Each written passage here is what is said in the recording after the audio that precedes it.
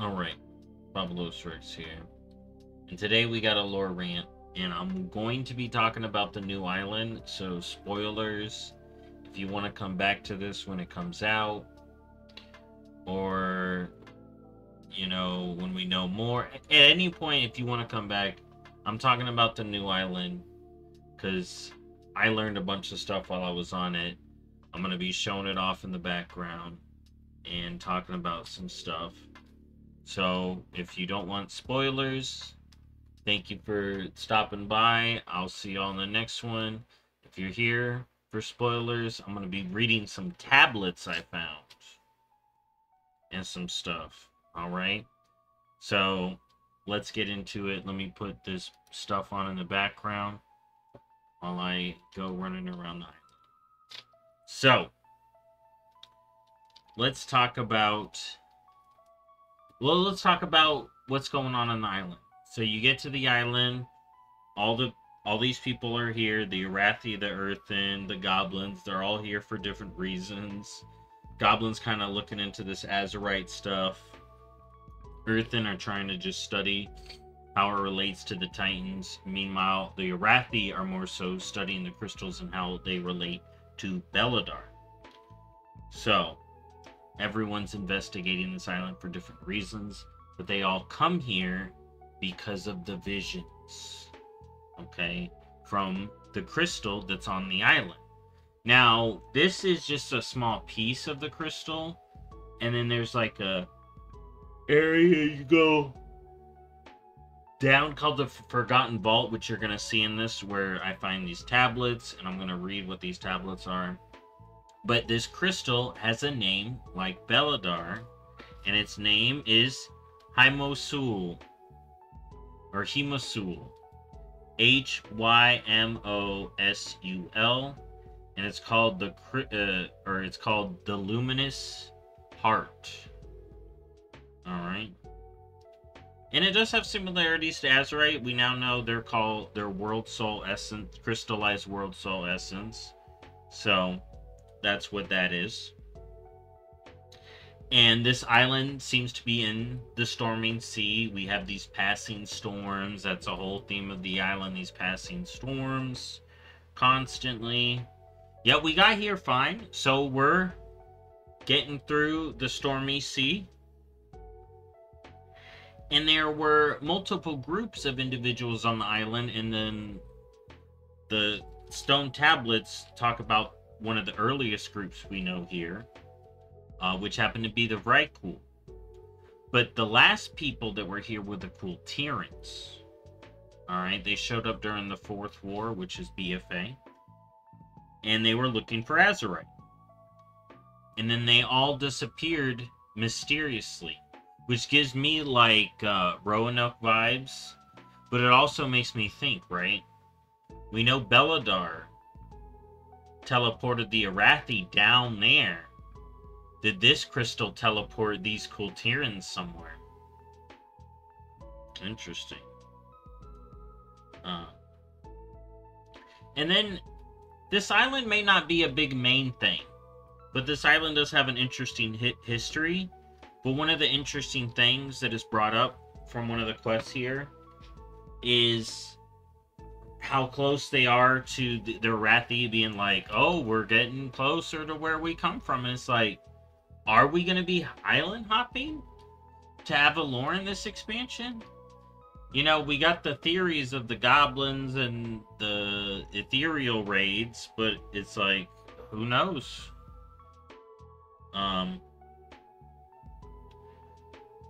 Okay, we're almost to the crystal room. But yeah, that's interesting to think about. And one of the other things that is in this patch, there's a couple of things I want to talk about that are side stories to this patch.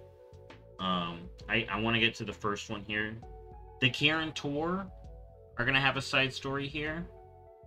Not on the island, but I think that's going to involve them forming a new council. Maybe no council. But maybe making new Dalaran back where old Dalaran is. But I did find something interesting about them on the PTR in Ashkahet. So, That will be interesting. But that's just a little side thing that seems to be happening in here. But the main thing here is we're heading down. So you see all these Vrykul stuff? Now you head into here and you learn about Circe, which is all the stuff with the ring. And as we go down there, I want to talk about the freaking tablets. So here, let's skip ahead. So you hit this tablet and then you go into the Forgotten Vault. And then there's these tablets. Okay, there's 6 of them. I may not have organized them in the right order, but I think I have for the most part. But I'm going to read through all these tablets as I go explore through this place there. So, Tablet 1, which is this one. The Saga of Circe, Caller of Storms, as carved by the hand of Jardfir. Noble was her mission, unhindered was her charge, terrifying was her wrath. Alright.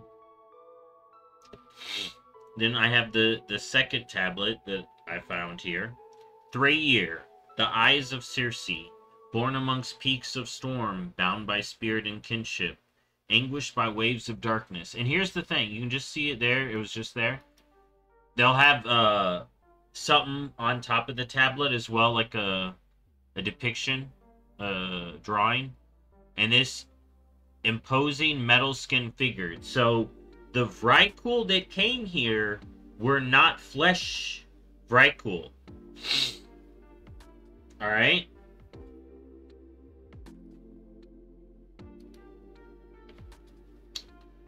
Alright, so let's get to the second tablet. Threyir, the Eyes of Circe, born amongst peaks of storm. Born amongst peaks of storm.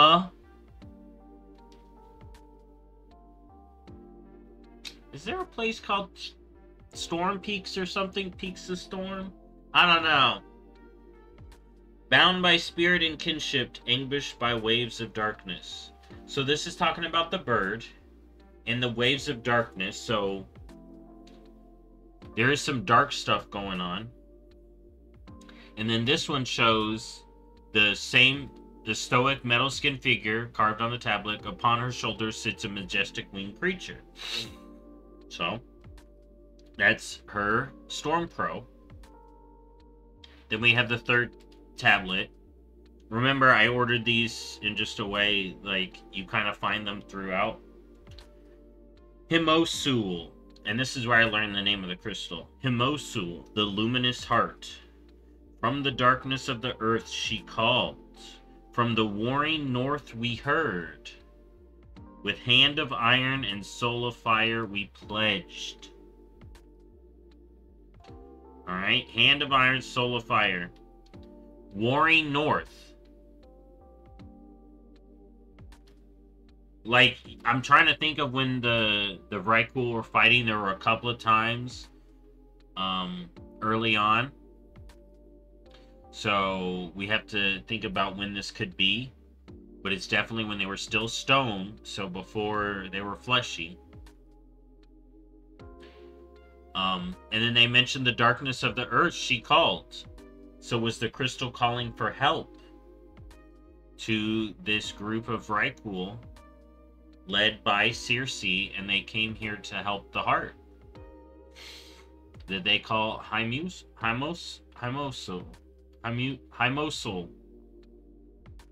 almost said Himosul. But yeah, and then this one depicts figures basically in this cave discovering the crystal. And like, oh my goodness. 4. The Citrines of Himosul. Fragments of the luminous heart, pieces of her joy, of her sorrow. By iron hands and gentle brass and the singing shards were shaped. Each facet, each rune, a sacred gift. So this is talking about the ring. They made the ring. We're going to talk about this one. I put this one at the end because this is very interesting. Then there's tablet number 5. As carved by Valwyn, ward of the stone carver, Jardfir, first stone carver of Circe. By his hand, her circlet was carved. By his tools, the vault was shaped. By his gift, the guardians were forged. Alright, so they put this ring away. Which makes me think they were basically like, we can't hold this territory. We gotta lock this ring up. And then the final one, which is the one I was just at in game, but the final storm. The tremor ceased, and the waves churned new. From depths the darkness crawled. By Circe's hand the heart yet stood, her song a spark within. The war within, the spark within. So, Circe and her Vrykul protected the crystal from the darkness. They had the final storm, and then they locked it up for ages. Which is interesting, because look at here. The hewn monolith, this is for the final storm. The hewn monolith depicts a fearsome battle between metallic figures and serpentine creatures emerging from the waves. Although the metallic figures are outnumbered, allies in the form of winged humanoids and stone golems fight at their side. Alright. So, let's talk about these tablets now. So, again, we learned Hymosul is the crystal here on this island. So now we know 2 crystal names. We got Beladar on Khazalgar and Hymosul on this island. We don't know how far away this island is from Khazalgar, but we know this is in the Storming Sea. So we have... I can't show it. Just look at where my mouse is. So Kalimdor is up here. Okay?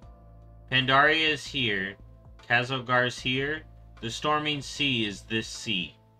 It's south of Kalimdor and west of Pandaria. Alright, so this is the Storming Sea. So we're heading out this way, or towards where my head is. Alright.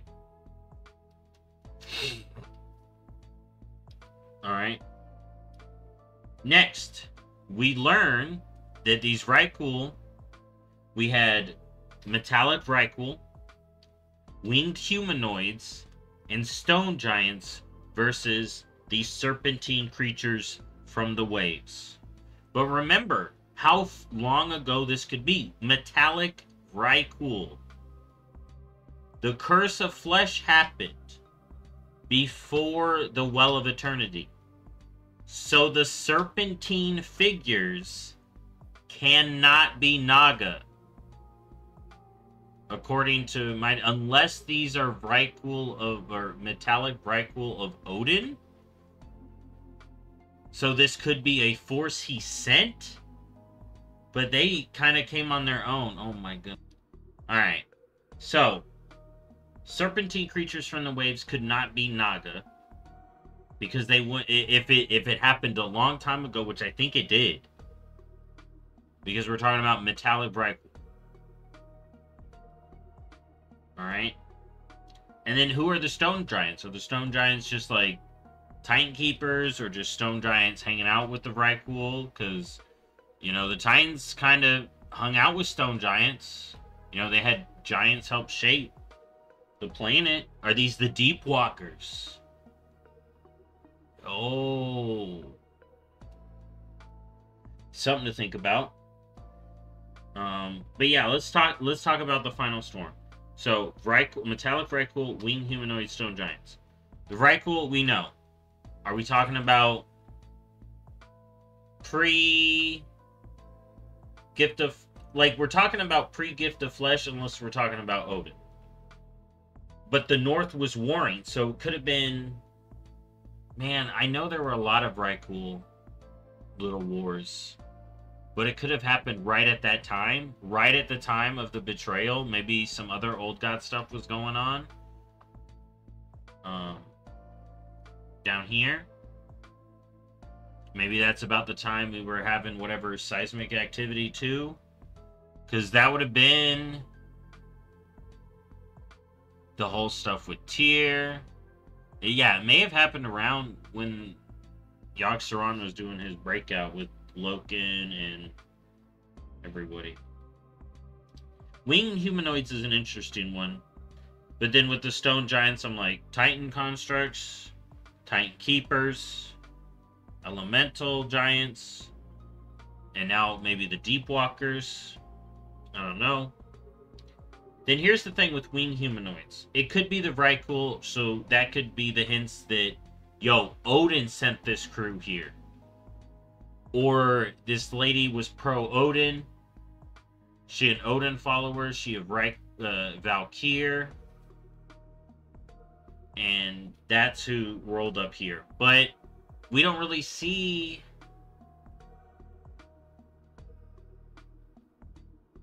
We don't really see him sending people out like this.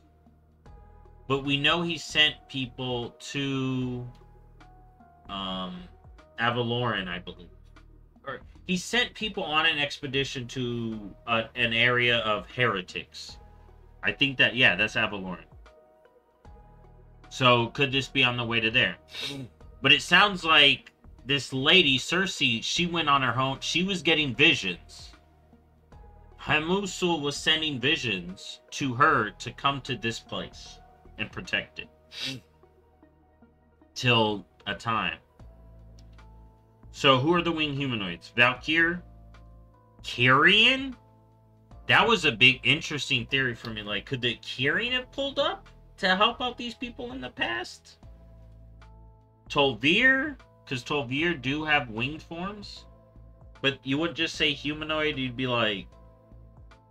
I don't know if you just say humanoid. Winged humanoids. Harpies? And then I have one thing here, I'm like, bat creatures? Like maybe the bat creatures that became the Haranir? Because it says winged, not feathered. It just says winged. So, could it be the wyverns we have here? I don't know if you call them winged humanoids. But that's very interesting to me. I feel like the winged humanoids, we don't got that many. I may be missing a few, but we don't got that many. And then versus the serpentine creatures from the waves. The first thought is the Naga. But it's like, hold up. If this is metallic Vrykul, this is pre-Sundering. The Naga only exists post-Sundering. Could they be talking about these worms that pop up on the island? Maybe. Okay. But I don't know. So, could there have been creatures before the Naga? Because y'all know Desolus, right? In Desolus, there's big, giant Naga creatures. Skeletons. That have never been explained. Maybe till now. You know, I find that very interesting. You got Corvus, but they're not very serpentine-y. I just have something here, something new. Old god stuff. And then, yeah, I put the worms. But that's very interesting. Serpentine creatures from the waves. Versus metal Vrykul. So, it could happen post-Sundering. So... Dude, it's really... Because these are metal Vrykul, it really puts a hamper on